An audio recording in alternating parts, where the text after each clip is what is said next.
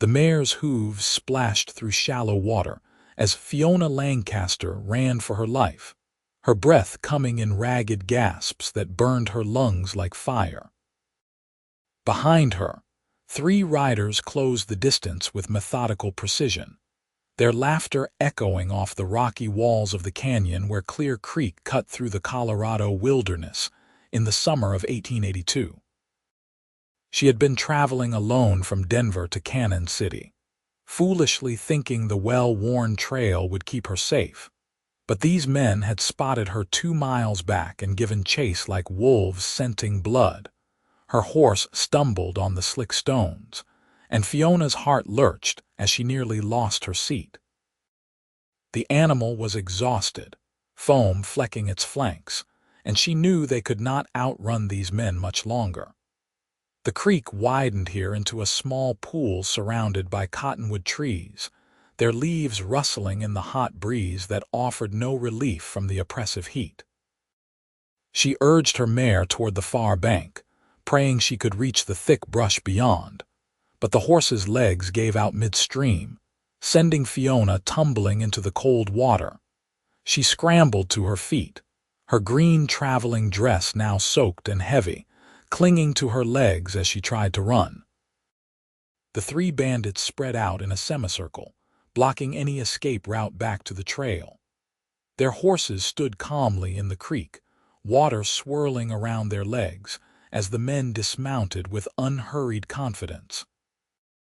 "Well now, that was quite a chase you gave us, miss," the tallest one said, his voice carrying a drawl that might have been charming in different circumstances. He had a scar running down his left cheek and wore a dusty black hat pulled low over his eyes. "Name's Clemson, and these are my associates, Pike and Dutch. We don't mean you no harm if you cooperate." Fiona backed against the smooth rock face behind her, water dripping from her auburn hair into her eyes. She was 22 years old, had survived the death of her parents from fever 2 years ago, and had been managing their small ranch outside Denver on her own until the bank foreclosed last month. Everything she owned was in the saddlebags on her exhausted horse, which now stood trembling in the middle of the creek. She had been going to Cannon City to stay with her mother's sister while she figured out what to do with her life, but it seemed fate had other plans. "Stay back," she said, trying to keep her voice steady despite the terror coursing through her veins. "I have nothing of value. Just let me go." Pike, a shorter man with a scraggly beard and missing front teeth, laughed. "Don't need your valuables, pretty thing. Out here, we take what entertainment we can find." Dutch, the 3rd man, said nothing but pulled a knife from his belt, testing the edge with his thumb. He was the youngest of the 3, maybe 25, with cold blue eyes that held no mercy. Fiona's hand moved to the pocket of her dress where she kept a small derringer, but before she could draw it, the sound of hoofbeats on rock made all 4 of them freeze. A single rider appeared at the top of the creek bank, silhouetted against the bright afternoon sky. She could not make out his features, but she could see he sat his horse with the easy confidence of a man who had spent his entire life in the saddle. "Gentlemen," the newcomer said, his voice carrying clearly over the sound of running water, "I believe the lady would prefer you move along." Clemson turned, his hand dropping to the revolver at his hip. "This ain't your business, friend. Ride on." The stranger did not move, and for a long moment nobody spoke. Then, with movements so smooth they seemed almost lazy, the rider drew his rifle from the saddle holster. He did not dismount, did not even adjust his seat. He simply raised the weapon and fired 3 times in rapid succession. The shots echoed through the canyon like thunder. Fiona watched in stunned disbelief as all 3 bandits dropped where they stood. Clemson went first, the rifle bullet taking him in the chest before his hand even cleared leather. Pike managed to draw his gun but never got a shot off, the second bullet catching him in the shoulder and spinning him around into the water. Dutch tried to run, but the third shot hit him in the leg, sending him sprawling face first into the creek. The entire confrontation lasted less than 5 seconds. The stranger lowered his rifle, finally swung down from his horse with fluid grace, and walked his mount carefully down the embankment into the creek. He kept the rifle ready, approaching the 3 men with caution. Fiona noticed he moved with a slight limp, favoring his left leg. "You alive?" He called to her without taking his eyes off the bandits. "Yes," she managed to say, her voice barely a whisper.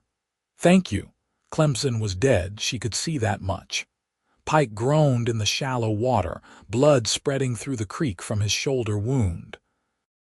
Dutch writhed on the bank, clutching his shattered leg and cursing. The stranger checked each man efficiently, kicking their weapons away. He pulled rope from his saddle and bound Pike's hands, then did the same for Dutch despite the man's protests. Only then did he turn to look at Fiona properly. He was tall, well over 6 feet, with broad shoulders and a lean build that spoke of hard physical work. His face was weathered from sun and wind, with deep lines around his eyes that suggested he was somewhere in his late 20s. Dark hair showed beneath his brown hat, and his eyes were an unusual shade of gray-green that reminded her of sage growing on the high plains. He wore typical cowboy gear, dusty jeans, a faded blue shirt, and a leather vest, but everything about him radiated competence and control. "Name's Austin Prescott," he said, touching the brim of his hat. "Are you hurt, madam?" "Fiona Lancaster," she replied automatically, then shook her head. "No, I'm not hurt, just wet and terrified." A ghost of a smile crossed his face, softening the hard lines. "I reckon that's understandable. These men give you trouble before now. They chased me for 2 miles. My horse gave out." She looked at her mare, which still stood in the middle of the creek, sides heaving. "I was heading to Cannon City." Austin nodded, then waded over to examine her horse. His hands moved gently over the animal's legs, checking for injury. "She's just exhausted and spooked. She'll be fine with some rest and water." He pulled his canteen from his saddle and poured water into his hat, offering it to the mare. Fiona watched this simple act of kindness and felt something shift in her chest. This man had just shot 3 people without hesitation, but now he tended to her horse with the same care most men reserved for their own children. "What will you do with them?" she asked, gesturing to the wounded bandits. "Pike there will probably survive if he gets medical attention soon. Dutch too, though he's lost a lot of blood. I'll take them to Cannon City, let the sheriff sort it out." He glanced at Clemson's body. "Him we'll have to bury. You feel up to riding?" She nodded, though her legs still shook. Austin helped her mount her mare, his hands strong and steady at her waist. The brief contact sent an unexpected warmth through her despite her wet clothes. He retrieved his own horse, a magnificent bay gelding with intelligent eyes, and somehow managed to get both wounded men onto their horses, tying them in place so they would not fall. "There's a ranch about 3 miles north," Austin said as they started moving. "Belongs to a friend of mine, Tom Bradley. We can stop there, let you get into dry clothes and rest before we continue to Cannon City." "What about them?" Fiona asked, looking at the 2 wounded bandits who swayed in their saddles, barely conscious. "They'll keep." His tone suggested he had little sympathy for the men who had threatened her. They rode in silence for a while, Austin leading the small procession along the creek bank, until they found a wider trail heading north. Fiona found herself watching him from the corner of her eye, noting the easy way he sat his horse, the alert scan of his eyes across the landscape, the way his hand never strayed far from his rifle. This was a man who lived in danger and made no apologies for it. "You handled that situation back there with impressive speed," she said finally. "Are you a lawman, Not exactly, Austin replied. I do some work for the Cattlemen's Association, tracking down rustlers and such. Also hire out as a guide and scout when the money's right. Grew up on a ranch near Pueblo, learned to shoot before I could read. 3 shots, 3 men down. That's extraordinary marksmanship. He shrugged as if it was nothing special. Been practicing most of my life. My father was particular about his sons knowing how to handle weapons. Said the difference between life and death out here often came down to who was faster and more accurate. How many sons did he have? 3. I'm the middle one. My older brother runs the family ranch now. My younger brother became a doctor back east in Philadelphia. And you became a gun for hire. Austin was quiet for a moment, and she worried she had offended him. I suppose that's one way to put it. I prefer to think of myself as someone who helps people who can't help themselves. Out here, the law doesn't always reach far enough or fast enough. Sometimes folks need someone who can shoot straight and isn't afraid of hard men. The Bradley Ranch appeared over a rise, a modest spread with a well-maintained house, barn, and several corrals. Smoke rose from the chimney despite the summer heat, suggesting someone was home. A woman emerged from the house as they approached, wiping her hands on her apron. She was perhaps 40, with graying blonde hair and a kind face that showed concern when she saw the wounded men. Austin Prescott, what in heaven's name have you brought to my door? She called. Trouble, as usual, Mrs. Bradley, Austin replied with a grin that transformed his serious face into something almost boyish. These 2 tried to harm this lady, Miss Lancaster. I was hoping you might have some dry clothes she could borrow while I deal with getting these men to the sheriff in Cannon City. Mrs. Bradley hurried over, taking in Fiona's bedraggled state with a practiced eye. Of course, dear. Come inside. Austin, put those criminals in the barn and tie them secure. Tom's out checking the south fence line but should be back within the hour. The interior of the house was cool and welcoming, with simple but comfortable furnishings and the smell of baking bread filling the air. Mrs. Bradley led Fiona to a bedroom and produced a simple cotton dress in blue that fit reasonably well, though it was a bit loose in the shoulders. You're lucky Austin came along when he did, Mrs. Bradley said as Fiona changed behind a screen. Those men you described sound like the Clemson gang. They've been terrorizing travelers between here and Denver for months. The sheriff's been trying to catch them. Austin shot them all before they could even draw their weapons, Fiona said, still processing what she had witnessed. I've never seen anyone move that fast. He's a good man, that one. Been stopping here for years whenever he's working in the area. Never married, though half the eligible women in 3 counties have tried. Mrs. Bradley chuckled. Too married to his work, I suppose, or maybe just hasn't found the right woman yet. Fiona found herself wondering what kind of woman would appeal to a man like Austin Prescott, then shook her head at the absurd direction of her thoughts. She had known him for less than an hour, most of which had been spent in shock from her near escape. When she emerged from the bedroom, Mrs. Bradley had laid out coffee and fresh bread with butter. Fiona ate ravenously, realizing she had not eaten since dawn. Through the window, she could see Austin in the barn, presumably securing the wounded bandits. He moved with that same economical grace, wasting no motion. Mr. Bradley arrived as Fiona was finishing her second cup of coffee. He was a weathered man in his 50s with a firm handshake and eyes that assessed quickly. After conferring with Austin, he agreed to ride with them to Cannon City to help transport the prisoners. The journey to Cannon City took another 3 hours. Fiona rode beside Austin while Mr. Bradley brought up the rear, keeping watch on the bandits. The sun began its descent toward the western peaks, painting the rocks in shades of gold and crimson.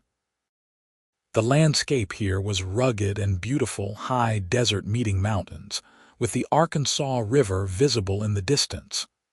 "What brought you out here alone?" Austin asked as they rode. "If you don't mind my asking." Fiona told him about her parents' deaths, the struggle to keep the ranch running, and the bank's eventual foreclosure. "I had no other family except my aunt in Cannon City. She offered me a place to stay until I can figure out my next steps. I thought about trying to find work as a teacher, perhaps. I attended school through the 8th grade, which is more education than many have out here." "That's good thinking," Austin said. "Cannon City's growing fast since they opened the penitentiary a few years back. Lots of families moving in, which means they'll need teachers. What about you? Where do you call home?" "Wherever I happen to be at the moment," he replied. "I keep a room at a boarding house in Pueblo, but I'm rarely there more than a few days at a time. This work keeps me moving." "Does it ever get lonely?" He glanced at her, something unreadable in those gray-green eyes. "Sometimes, but I've never been much good at staying in one place. My father used to say I had restless feet." Cannon City materialized as the sun touched the horizon, a bustling town nestled in a valley where the Arkansas River cut through the mountains. The main street was wide and lined with businesses: a bank, mercantile stores, saloons, a hotel, and the sheriff's office. People stopped to stare as their small procession made its way down the street, particularly at the 2 wounded men still tied to their horses.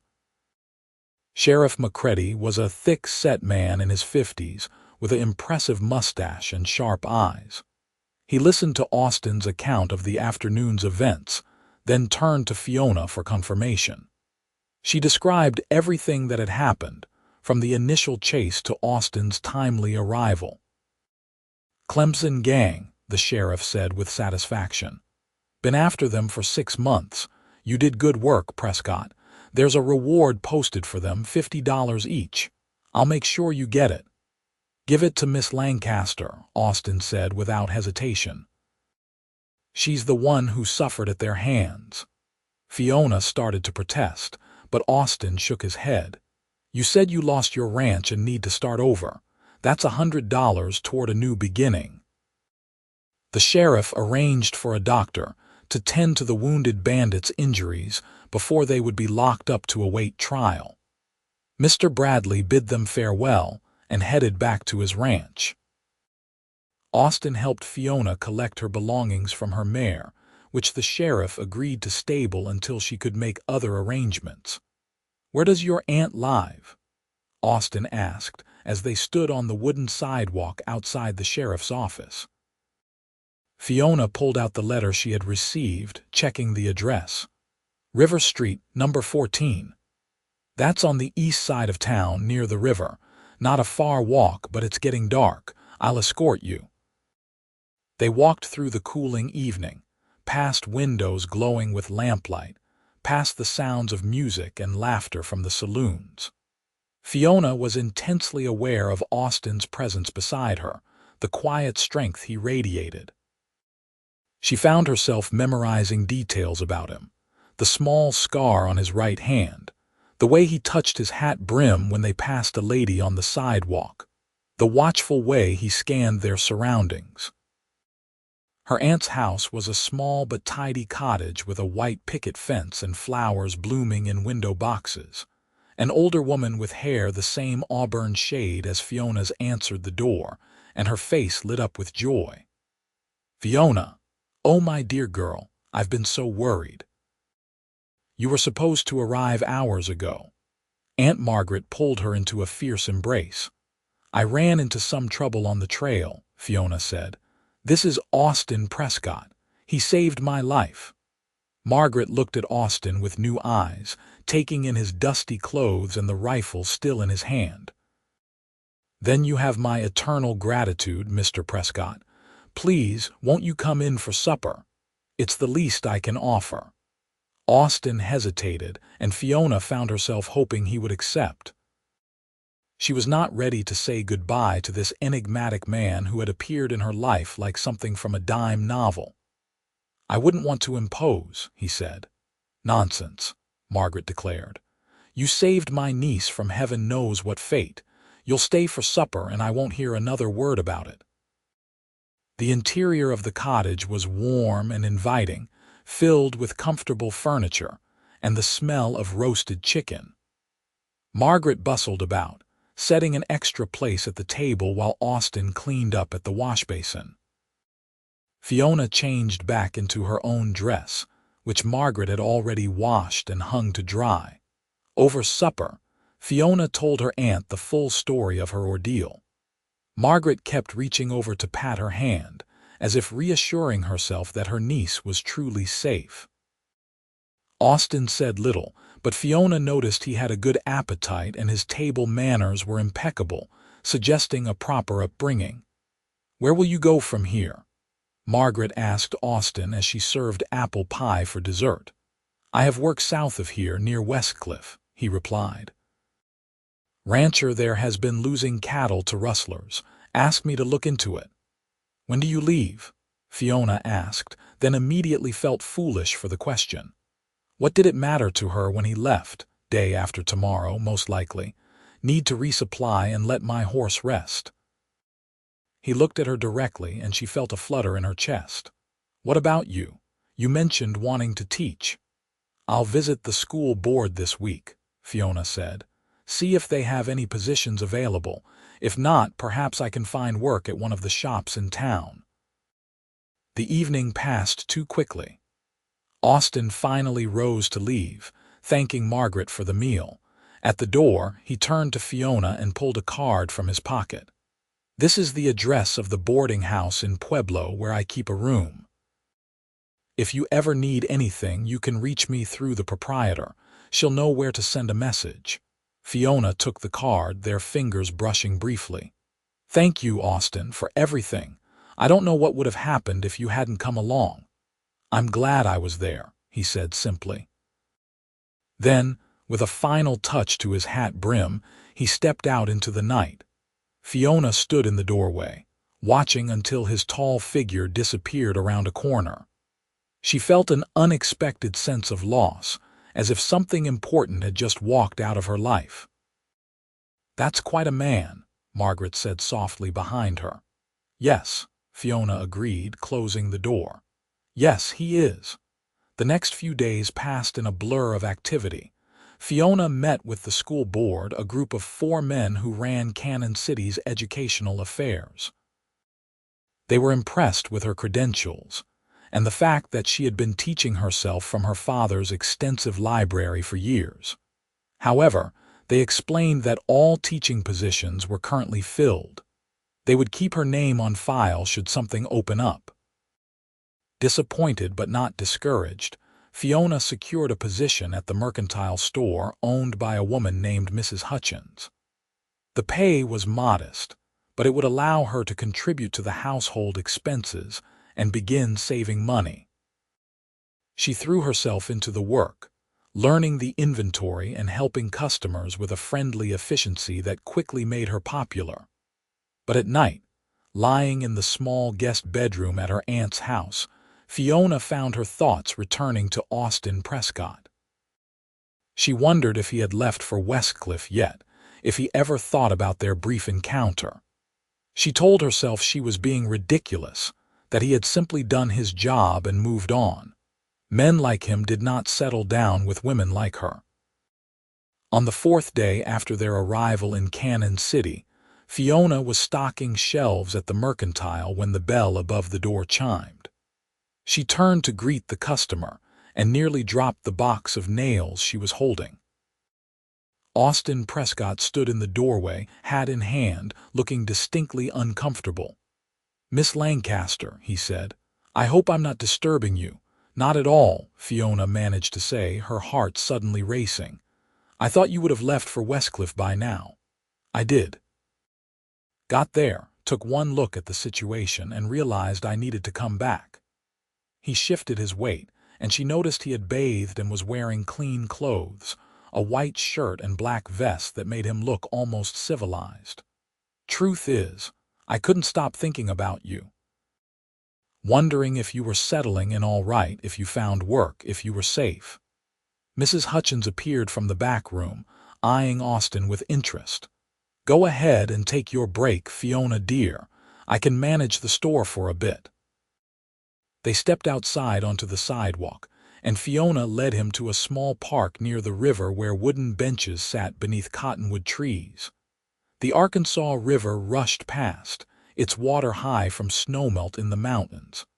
"I've never done this before," Austin said as they sat. "Come back, I mean. Usually when a job is done, I move on to the next one without looking back." "What made this time different?" Fiona asked, though she thought she already knew the answer. "You."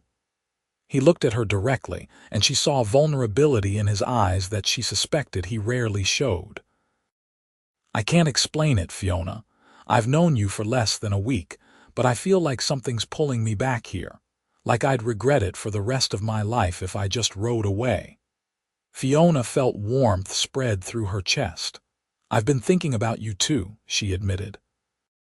"Wondering where you were, if you were safe. It's foolish, I know. We barely know each other." "Then maybe we should change that," Austin said. "I spoke to the rancher in Westcliff, explained I needed to delay the job for a few weeks. He wasn't happy, but he agreed. I thought maybe, if you're willing, we could spend some time together, get to know each other properly." "I'd like that very much," Fiona said, smiling. "What did you have in mind over the next 3 weeks?" Austin Prescott courted Fiona Lancaster with old-fashioned determination.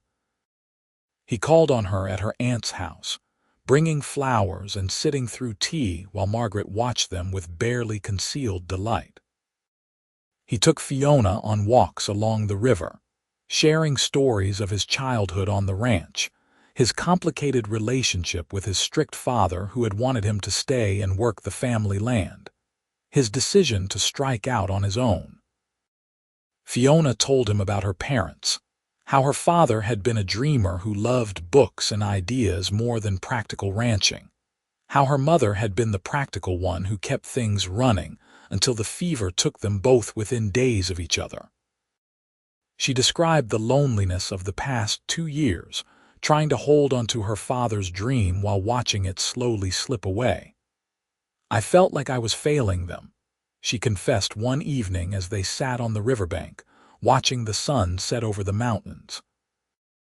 "Like I should have been able to save the ranch somehow." Austin took her hand, his calloused fingers warm around hers. "You did everything you could. Sometimes circumstances are beyond our control.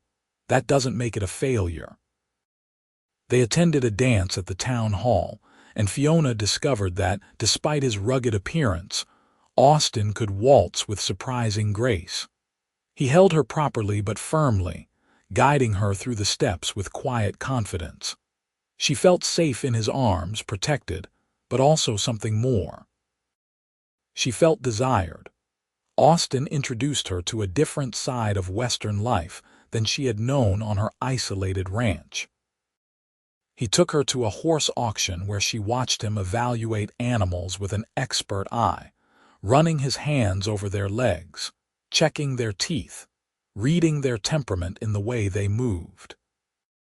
He taught her to shoot his rifle, standing behind her with his arms around her to steady her aim, and she tried not to be distracted by his nearness. "You're a natural," he said after she hit the target 3 times in a row. "Your father teach you?" "A little," Fiona said. But he preferred books to guns. He believed education would change the West more than violence. He might have been right, Austin said thoughtfully, but until that day comes, folks still need protection. Margaret approved wholeheartedly of the courtship, though she worried about Austin's dangerous profession. "He's a good man," she told Fiona one evening, "but that life he leads, tracking criminals and facing violence, that's not an easy path for a wife to accept." "He hasn't asked me to be his wife," Fiona pointed out, though the thought had certainly crossed her mind. "He will," Margaret said with certainty. That man looks at you like you're the answer to every question he's been afraid to ask. The moment came on a warm evening in late July. Austin had borrowed a buggy and driven them up into the mountains above Cannon City, to a place where wildflowers carpeted the meadows and the air smelled of pine. They ate a picnic supper as the sun began its descent, painting the sky in impossible shades of orange and purple. "I've been thinking," Austin said as they sat on a blanket, close but not quite touching, "about what I want for my future." "What have you decided?" Fiona asked, her heart beginning to race. "I can't keep doing this forever, riding from job to job, living out of a saddlebag. It was fine when I was younger, when I had something to prove, but now it just feels empty." He turned to face her fully. "Meeting you changed something, Fiona, made me want things I never thought I'd want, a home, a family, someone to come back to." "Austin," she began, but he held up a hand. "Let me finish before I lose my nerve. I know I'm not an easy man to love.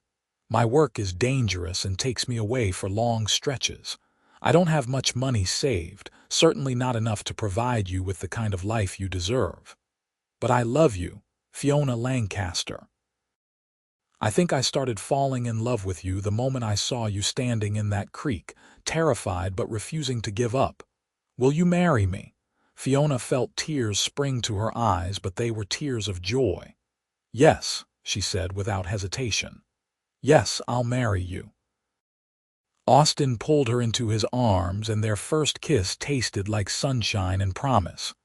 He was gentle but passionate, holding her as if she were something precious and breakable.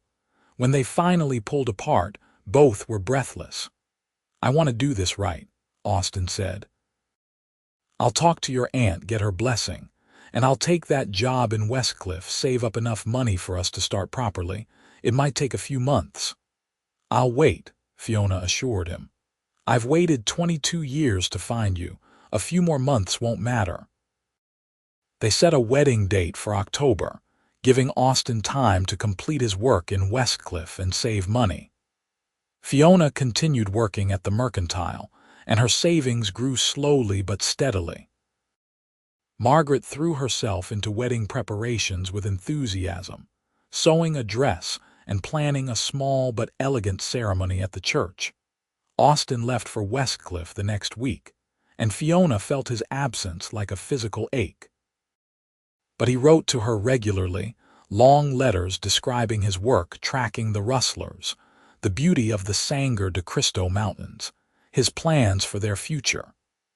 He had spoken to his brother about buying a piece of land adjoining the family ranch. He wrote, "There was a good section with water rights and grazing for cattle. He thought they could build a house there, start their own small ranch." Fiona wrote back just as regularly, telling him about her days at the mercantile, the preparations for the wedding, how much she missed him.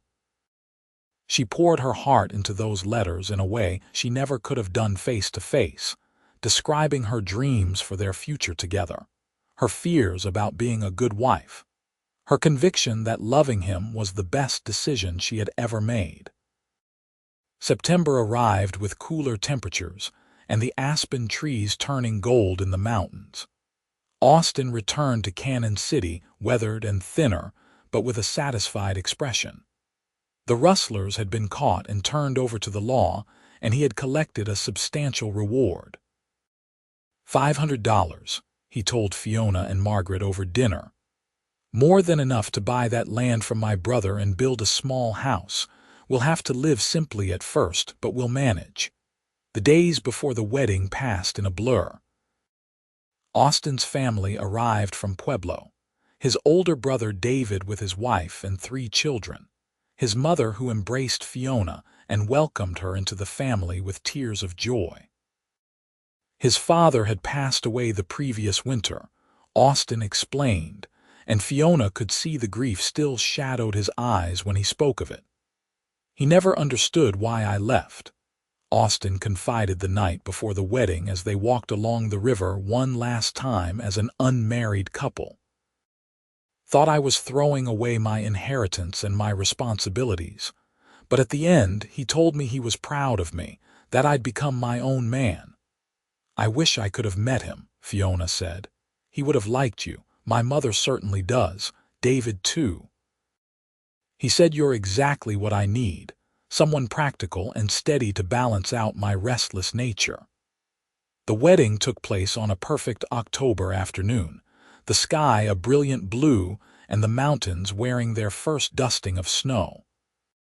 Fiona wore a dress of cream satin that Margaret had sewn with painstaking care, and Austin looked impossibly handsome in a new black suit that made his gray-green eyes even more striking. The ceremony was simple but heartfelt, conducted by Pastor Williams in the small church where Margaret had worshipped for years. Fiona's hand trembled as Austin slid the gold ring onto her finger, but his grip was steady and sure. When the pastor pronounced them man and wife, Austin kissed her with a tenderness that made several of the women in attendance sigh romantically. The reception was held at Margaret's house, spilling out into the yard where tables had been set up laden with food. The entire neighborhood seemed to have turned out, along with friends from the mercantile and several of Austin's associates from his work. Even Sheriff McCready attended, offering his congratulations and joking that he hoped Austin's new married state would not make him soft. As the sun set and lanterns were lit throughout the yard, Austin pulled Fiona aside to a quiet corner. "Ready to start our life together, Mrs. Prescott?" "More than ready," she assured him, loving the sound of her new name. They spent their wedding night at the hotel in Cannon City, a luxury Austin insisted upon despite the expense. In the morning, they would begin the journey to Pueblo and the land that would become their home. But for now, Fiona let herself be lost in her husband's arms, discovering the physical expression of the love they had declared to each other. The ranch land Austin had purchased from his brother was everything he had promised, a beautiful section of rolling grassland watered by a tributary of the Arkansas River, with mountains rising in the distance. The house Austin built with his brother's help was small but sturdy, just 3 rooms initially, but with space to expand when their family grew. They moved in at the end of October, and Fiona threw herself into making the small house a home. She sewed curtains, planted a garden that would bloom in the spring, learned to cook on the cast iron stove Austin had hauled all the way from Pueblo. Austin bought a small herd of cattle, just 20 head to start, and began the hard work of establishing a ranch. Those first months of marriage were not easy. Money was tight, and they had to be careful with every penny. Austin took jobs guiding hunters and occasionally still tracked down criminals for the Cattlemen's Association when the work was offered, though he never stayed away for more than a week at a time. Fiona learned to manage the ranch alone during his absences, feeding the cattle, repairing fences, doing all the tasks her father's dreamy nature had left to hired hands. But despite the challenges, Fiona had never been happier. She loved waking up next to Austin, loved the way he would pull her close in the pre-dawn darkness before rising to begin the day's work.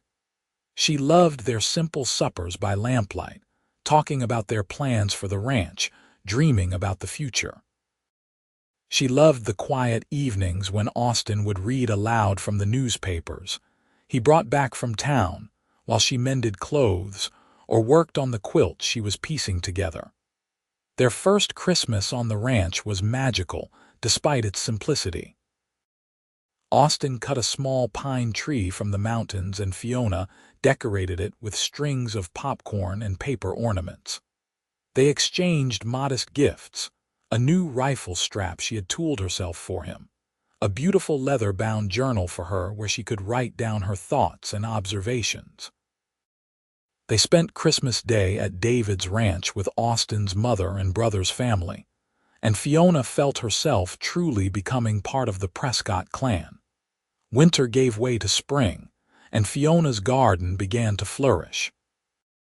She planted vegetables and herbs, along with flowers that reminded her of her mother's garden at their old ranch. The calves were born healthy and strong, and Austin's herd began to grow. They added chickens, and Fiona loved collecting the fresh eggs each morning, still warm from the nest. It was in April that Fiona realized she was pregnant. She had suspected for a few weeks, but waited to be certain before telling Austin. She chose an evening when he had just returned from a 3-day trip to Cannon City, selling some of their beef to the prison there. He was tired but satisfied, having negotiated a good price. "I have something to tell you," Fiona said as they sat on the porch watching the sunset paint the mountains gold. Austin looked at her, immediately alert to the serious tone in her voice. "What is it? Is something wrong?" "No, nothing wrong. Actually, something very right." She took his hand and placed it on her still flat stomach. "We're going to have a baby." For a moment, Austin simply stared at her, processing the news. Then his face split into the widest smile she had ever seen. He pulled her into his arms, holding her gently as if she might break. "A baby," he breathed. "Fiona, that's wonderful. When?" "I think sometime in November, around Thanksgiving." Austin's joy was palpable, but Fiona could also see concern in his eyes. "I'll need to take fewer jobs," he said immediately. "Stay closer to home as you get further along, and we should bring out a doctor from Pueblo before the birth. Make sure you have proper care." "We'll figure it all out," Fiona assured him. "Women have been having babies out here for generations." "But yes, I'd feel better having a doctor nearby when the time comes." The pregnancy progressed smoothly through the spring and summer. Austin was attentive to the point of being overprotective, constantly worried that Fiona was doing too much work. She finally had to sit him down and explain that she was pregnant, not an invalid, and that staying active was good for both her and the baby. But she appreciated his concern, even when it frustrated her.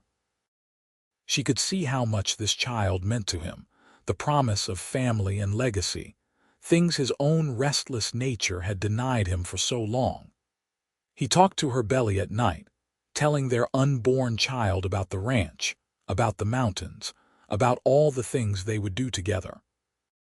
In September, when Fiona was noticeably round with pregnancy, they made the trip to Pueblo so Austin's family could see her and fuss over the impending addition. His mother was overjoyed, already knitting baby clothes and offering advice. David's wife, Sarah, was kind and practical, sharing her own experiences with pregnancy and childbirth in ways that helped ease Fiona's occasional nervousness. As October arrived and Fiona entered her final months, Austin brought out a doctor from Pueblo, an older man named Dr. Harrison, who examined Fiona and pronounced everything progressing well. He agreed to return when her time came, and Austin paid him a substantial deposit to ensure his availability. The baby arrived on a snowy day in late November, 3 days before Thanksgiving. Fiona's labor began just after dawn, and Austin immediately rode to fetch Dr. Harrison from Pueblo. Margaret had come to stay with them the week before, anticipating the birth, and she proved invaluable as Fiona's pains increased. The labor was long and difficult, lasting into the evening. Austin returned with the doctor in the late afternoon, and Fiona could see the fear in her husband's eyes as he heard her cries. Dr. Harrison examined her and pronounced that everything was proceeding normally, if slowly. He settled in to wait, occasionally checking on her progress. Finally, as the clock struck 9, Fiona gave birth to a healthy baby boy. The infant's first cries filled the small house, and Fiona wept with relief and joy. Dr. Harrison cleaned the baby and placed him in her arms, and Fiona fell instantly in love with the tiny red-faced creature who had made her a mother. Austin was allowed in once Fiona was cleaned up and the baby swaddled. He approached the bed with tentative steps, all written across his face as he looked at his son. "He's perfect," Austin whispered. "You're perfect. Thank you." They named him Andrew Lancaster Prescott, honoring both of their fathers. Andrew had a full head of dark hair like his father and his mother's green eyes. He was a calm baby, rarely fussing unless he was hungry or needed changing. Austin was besotted from the first moment, taking his turn walking the floor with Andrew when he woke in the night, changing diapers with surprising competence for a man who had never been around babies. The first years of Andrew's life passed in a blur of exhaustion and joy. Fiona had never worked so hard, caring for a baby while still managing the household and helping Austin with the ranch when she could. But watching her son grow and develop, seeing Austin's delight in every milestone, made every sleepless night worth it. Austin had been true to his word about staying closer to home. He took only local jobs that would have him back within a day or two, turning down more lucrative work that would require extended absences. The ranch grew slowly but steadily, and by Andrew's second birthday, they had expanded the herd to 50 head of cattle. When Andrew was 3, Fiona discovered she was pregnant again. This pregnancy was harder than the first, complicated by the demands of caring for an active toddler and helping with the ranch. But she made it through, and in August of 1887, she gave birth to a daughter they named Alice Fiona Prescott. Alice was completely different from her brother, fussy and demanding from the start, with her father's gray-green eyes and her mother's auburn hair. She required constant attention and rarely slept for more than a few hours at a time.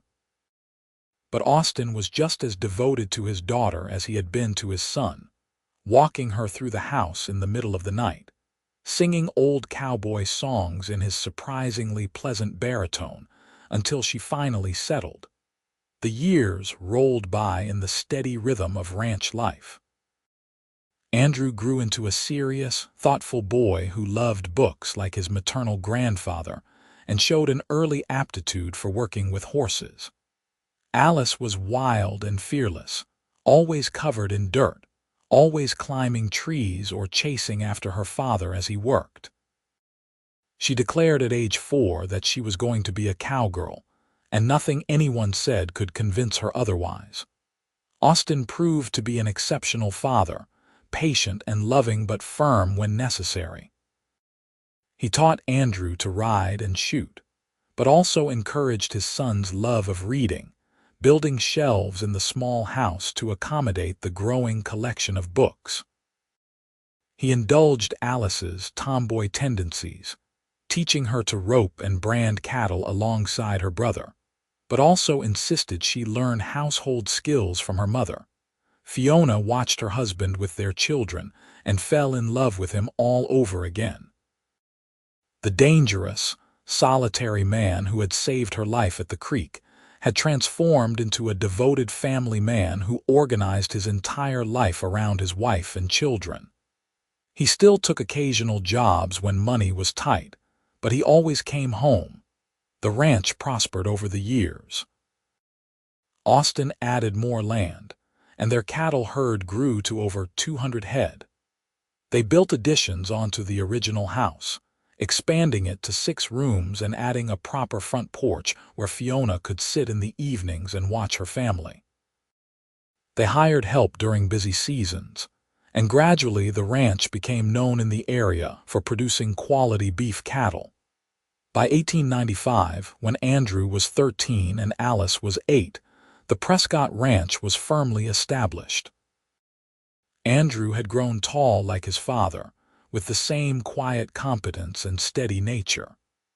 Alice remained a whirlwind of energy, equally comfortable helping her father with the cattle or helping her mother in the kitchen when she could be convinced to stay still long enough. It was in the summer of that year that Fiona realized she was pregnant again.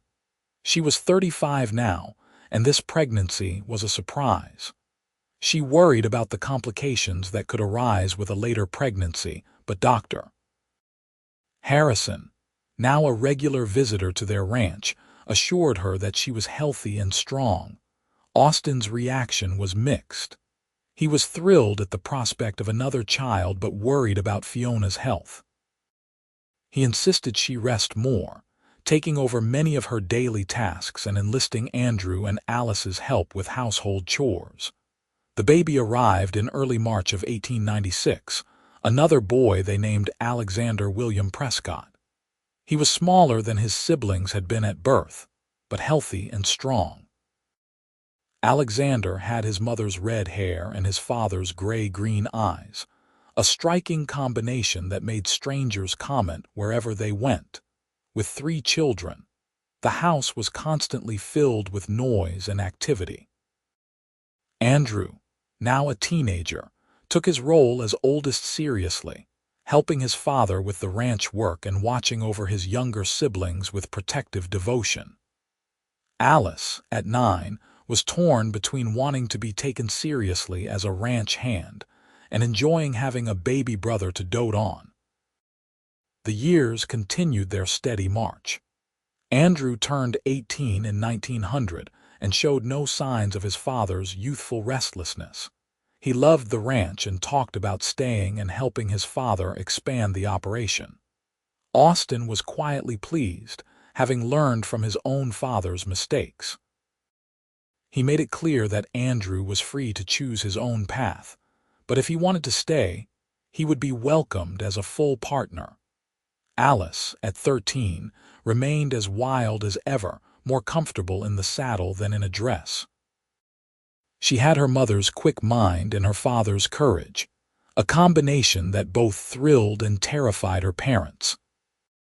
She talked about becoming a veterinarian, a profession that was just beginning to open up to women, and Fiona and Austin supported her ambitions while gently trying to prepare her for the obstacles she would face. Alexander grew into a quiet, observant child who seemed to exist in his own world much of the time. He loved drawing and could spend hours sketching the mountains or the horses in the corral. Austin built him a small desk by the window where he could work on his art, encouraging this talent even though he did not fully understand it. It was in the summer of 1902 that Austin finally hung up his guns for good. He was 42 years old and had been working as a guide and occasional tracker for over 20 years. But a close call while tracking a gang of bank robbers near Salida made him realize that his luck would not hold forever, and he had too much to lose now to keep taking such risks. "I'm done," he told Fiona that night as they sat on the porch, watching the stars emerge overhead. "No more tracking criminals, no more dangerous work. The ranch provides enough for us, and I'd rather spend my remaining years watching our children grow than chasing outlaws." Fiona took his hand, feeling the calluses earned from years of hard work. "I won't pretend I'm not relieved. I've spent 20 years worrying every time you rode out, but I also know that work was part of who you are. Will you miss it?" "Maybe sometimes," Austin admitted. "But not enough to keep doing it. My priorities are here now with you and our family." True to his word, Austin turned down all future tracking jobs. He focused entirely on the ranch, and under his full attention it flourished even more. He bought additional land, invested in better breeding stock, and began developing a reputation for producing some of the finest cattle in Colorado. The years rolled into the new century. Andrew, at 21, married a girl from Pueblo named Catherine, and Austin helped them build a house on the far end of the ranch property. Catherine was quiet and sensible, a perfect match for Andrew's steady nature, and she quickly became like a daughter to Fiona and Austin.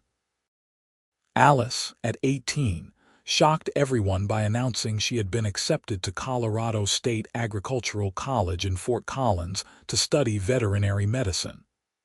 It was 1905, and female veterinarians were still rare, but Alice was determined.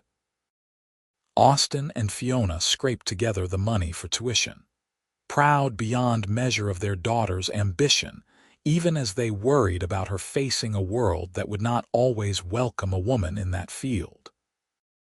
Alexander, at 9, continued his artistic pursuits while also showing an unexpected talent for working with the ranch's horses. He had a gift for calming even the most fractious animals, and Austin began letting him help break the new horses they brought in. In 1907, Andrew and Catherine presented Fiona and Austin with their first grandchild, a boy they named Austin David Prescott. Fiona held her grandson for the first time and felt the circle of life complete itself. She thought about that terrified girl standing in the creek 25 years ago, certain her life was about to end. That girl could never have imagined this future, this fullness, this joy. Austin, now a grandfather at 47, took to his new role with enthusiasm. He carved toys for little Austin David, took him on gentle rides around the ranch on his horse, told him stories about the old days that got more embellished with each telling. Alice returned from college in the summers, full of knowledge and determination. She talked about opening her own veterinary practice, perhaps in Pueblo where there was a growing need for such services. Fiona and Austin supported her dreams while secretly hoping she would find a good man who would appreciate her fierce independence. That hope was realized in 1908 when Alice brought home a fellow veterinary student named Thomas Porter. Thomas was unlike any man Alice had previously shown interest in, quiet where she was loud, methodical where she was impulsive, but clearly devoted to her. They married the following year in a small ceremony on the ranch, and Alice opened her practice in Pueblo with Thomas as her partner in both business and life. Alexander, at 13, remained something of a mystery to his parents. He was affectionate and dutiful, but lived largely in his own world of art and horses. Austin worried sometimes that Alexander would feel overshadowed by his accomplished older siblings, but the boy seemed content with his quiet life on the ranch. In 1912, Fiona turned 52 and Austin 52. They had been married for 30 years, raised 3 children who were all happy and successful in their own ways, and built a ranch that was now one of the most prosperous in the region. Andrew had taken over much of the day-to-day management, allowing Austin to slow down and enjoy his grandchildren. Catherine had given them 2 more grandchildren by now, and Alice was expecting her first child. One evening in late summer, Austin and Fiona sat on their porch as they had done thousands of times before. The sun was setting over the mountains, painting them in shades of gold and purple. From the nearby house, they could hear Andrew's children playing, their laughter carrying on the warm breeze. "Did you ever imagine this?" Fiona asked, gesturing to the ranch, the fields of cattle, the houses that now dotted their property. "When you rode up to that creek 25 years ago?"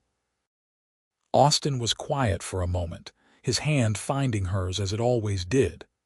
"No," he admitted. "I was 30 years old and figured I'd probably die alone, shot by some outlaw in some nameless town. I certainly never imagined a family like this, a life like this. Do you ever regret it?" "Giving up that life? Not for a single second." He turned to look at her, and his eyes held the same intensity they had that first day. "You saved me, Fiona, just as much as I saved you, maybe more. You gave me a reason to come home, a reason to build something instead of just wandering." Fiona leaned against his shoulder, comfortable and content. "We saved each other then. That seems fair." As the stars began to emerge overhead, Andrew called them to dinner. The whole family was gathering tonight, Andrew and Catherine with their 3 children. Alexander home from a trip to Denver where he had been selling some of his artwork to galleries. Even Alice and Thomas had made the trip from Pueblo, Alice very pregnant and glowing with health. The large dining room Austin had added to the house years ago was filled with noise and laughter as they all gathered around the table. Fiona looked at the faces of her children and grandchildren, at her husband at the head of the table carving the roast, and felt a profound sense of gratitude. After dinner, as the children played outside in the last light of day, the adults sat on the expanded porch drinking coffee. Andrew talked about his plans to acquire more breeding stock. Alice discussed a complicated surgery she had performed on a prize bull. Alexander showed them sketches he had made of the mountains, planning a large painting. Thomas and Catherine compared notes on managing their respective broods. Austin caught Fiona's eye across the gathering and smiled. She smiled back, remembering a cowboy who had not even dismounted to end a threat, who had ridden into her life like something from a story. He had been her hero then, but over the years, he had become so much more. He had become her partner, her lover, her best friend, the father of her children and grandfather of her grandchildren. The years continued their steady march, bringing changes and challenges. Alice had 3 children, all daughters who inherited their mother's fierceness and their father's calm nature. Alexander married late, at 28, to a girl from Denver who loved his art and his gentle nature. They had 2 sons and moved to Denver, where Alexander's paintings were beginning to gain recognition beyond Colorado. Andrew and Catherine added 2 more children to their family, giving them 5 in total. Andrew formally took over the ranch when Austin turned 60, though Austin remained involved and consulted on all major decisions. The ranch now sprawled over thousands of acres and employed a dozen cowboys year-round. In 1920, Austin and Fiona celebrated their 40th wedding anniversary surrounded by their children, their 14 grandchildren, and a handful of great-grandchildren. The celebration was held at the ranch, with tables set up across the lawn and music provided by local musicians. It was a grand affair that drew guests from all over the region. As the sun set and lanterns were lit throughout the property, Austin led Fiona onto a makeshift dance floor and they waltzed slowly to an old song they remembered from their youth. Fiona's hair was more silver than auburn now, and Austin's moved stiffly from old injuries and hard work, but they still moved together with practiced ease. 40 years, Fiona murmured. Sometimes it feels like yesterday, and sometimes it feels like forever. Forever sounds about right, Austin agreed, and I'd do it all again in a heartbeat. Around them, their family danced and laughed and celebrated. The ranch house glowed with lamplight, and in the distance, the mountains stood eternal against the darkening sky. It was a scene of contentment and prosperity, built from a single moment of violence and rescue 25 years ago beside a creek. The 1920s brought changes to the West. Automobiles began replacing horses on many ranches, though Austin stubbornly insisted on keeping a string of good horses for working cattle. Radio brought the wider world into their home, and electricity finally reached their corner of Colorado. Though Austin grumbled about the expense of having the house wired, Fiona embraced these changes more readily than her husband. She loved her electric lights and the radio that brought music and news into their parlor. She loved that her grandchildren had opportunities she never dreamed of, colleges and careers in cities, lives that extended far beyond the boundaries of ranch life. In 1925, Austin was 65 and officially retired from ranch work, though he still rose early every morning to ride out and check on the cattle. His hair was completely silver now, his face deeply lined by years of sun and wind, but his eyes remained sharp and his hands steady. He had developed a bit of a limp from an old injury that flared up in cold weather, but he refused to complain about it. Fiona, at 65 herself, remained active and involved in the lives of her growing family. She presided over family gatherings with grace, mediated disputes between grandchildren, and was the keeper of family stories and traditions. Her auburn hair had gone completely white, but her green eyes still sparkled with intelligence and humor. One spring morning in 1928, Austin woke before dawn as he had done for nearly 50 years.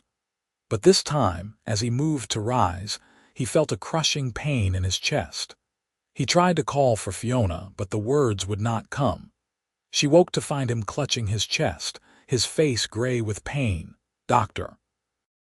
Harrison's son, who had taken over his father's practice, came immediately. He examined Austin and delivered the grim news. Austin's heart was failing. There was nothing to be done except make him comfortable and wait. The family gathered quickly. Andrew came from his house down the road. Alice and Thomas made the trip from Pueblo. Alexander took the train from Denver. Austin's grandchildren and great-grandchildren filled the house, their voices hushed with worry and grief. For 3 days, Austin lingered, drifting in and out of consciousness.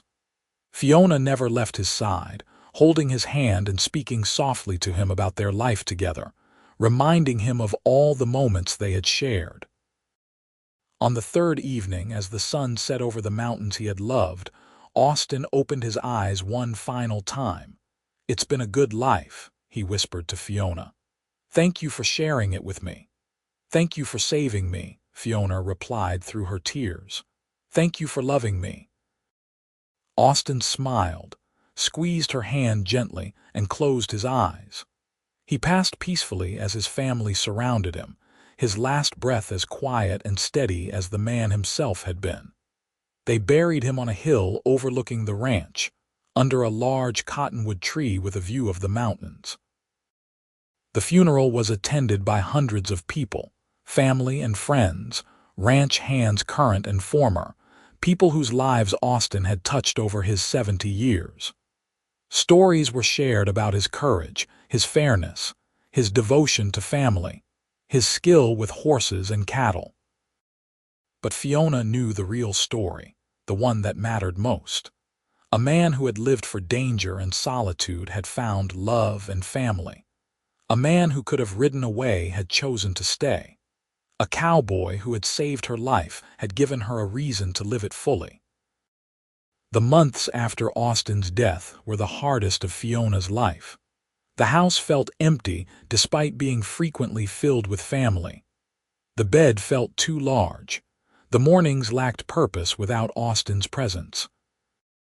She moved through her days mechanically, doing what needed to be done but feeling like half of herself was missing.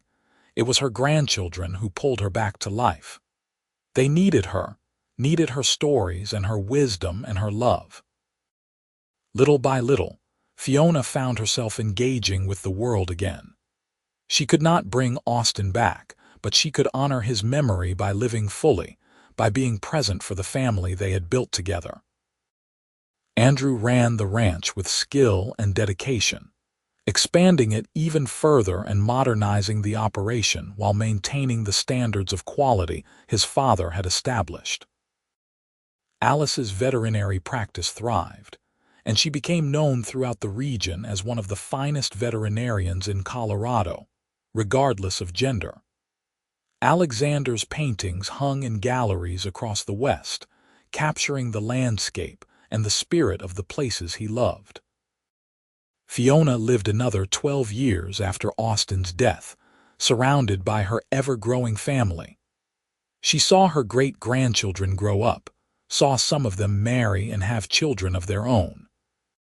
She kept the ranch house exactly as Austin would have wanted it, a warm and welcoming place where family always gathered. On a warm October afternoon, in 1940, Fiona sat on her porch watching the sun set over the mountains.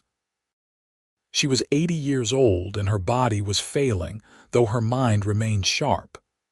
Alice sat beside her, holding her hand as Fiona had held Austin's in his final days. "Tell me again," Alice said softly, "about how you and Father met." Fiona smiled, the memory as vivid as if it had happened yesterday. "3 bandits had me cornered by the creek," she began, her voice still strong despite her age. "I thought my life was over, and then your father appeared like something from a story. He didn't even dismount. Just raised his rifle and ended it before any of them could draw their weapons." "He saved your life," Alice said. "He gave me my life," Fiona corrected. "Everything that came after all of this, it started that day beside Clear Creek. One moment of courage and skill changed everything." As the sun touched the horizon, painting the sky in glorious color, Fiona felt a deep peace settle over her. She had lived a full and wonderful life, had raised 3 remarkable children, had known love in its truest and deepest form. She had no regrets, no wishes for things to have been different. That night in her sleep, Fiona Lancaster Prescott quietly passed away. Her family mourned her deeply but celebrated the incredible life she had lived. They buried her beside Austin on the hill under the cottonwood tree, their graves side by side as they had been in life. The ranch continued to thrive under Andrew's stewardship and eventually passed to his children. The Prescott name became synonymous with quality cattle and honest dealing throughout Colorado. Alice's daughters followed in her footsteps, 2 becoming veterinarians and 1 a doctor, carrying on their grandmother's legacy of breaking barriers. Alexander's sons became artists and teachers, sharing their grandfather's gift for seeing beauty in the world. But it was the love story that endured in family legend, passed down through generations. The story of a young woman alone and in danger, and a cowboy who did not even dismount to save her. The story of a man who learned to stay still, and a woman who gave him reason to. The story of a love that built something lasting, that created a legacy extending far beyond 2 lives.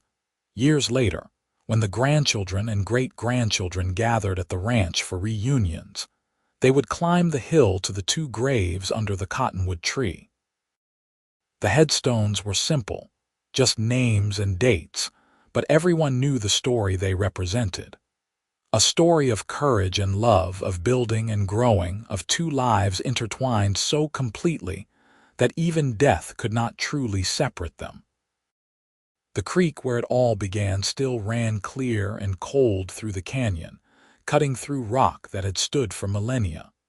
The cottonwood trees still rustled in the breeze. The mountains still stood eternal against the Colorado sky. And somewhere in the fabric of that landscape, woven into its very essence, was the story of Austin and Fiona Prescott, a story that proved that sometimes the best love stories begin with a moment of danger, a steady hand, and a heart brave enough to change direction. The ranch house still stood decades later, expanded and modernized but retaining the bones of the original structure Austin had built with his own hands. Inside, photographs lined the walls, capturing moments across the decades. Austin and Fiona on their wedding day, young and full of hope. The family gathered for Christmas in 1910, children and grandchildren crowded together. Austin holding his first grandson, his face alight with joy. Fiona in her garden, surrounded by flowers. The 2 of them on their porch in old age, still holding hands after 40 years. These images told the story better than words ever could. They showed a life fully lived, a love fully realized, a family fully cherished. They showed that the cowboy who had not even dismounted that day beside the creek had found something worth staying for, and the young woman he saved had found a partner worthy of her courage. And on quiet evenings when the wind blew down from the mountains, carrying with it the scent of sage and pine, Those who knew the story swore they could feel the presence of Austin and Fiona still, watching over the land and family they had built together, their love story eternal as the mountains themselves, a testament to the power of one moment of courage to change everything that followed.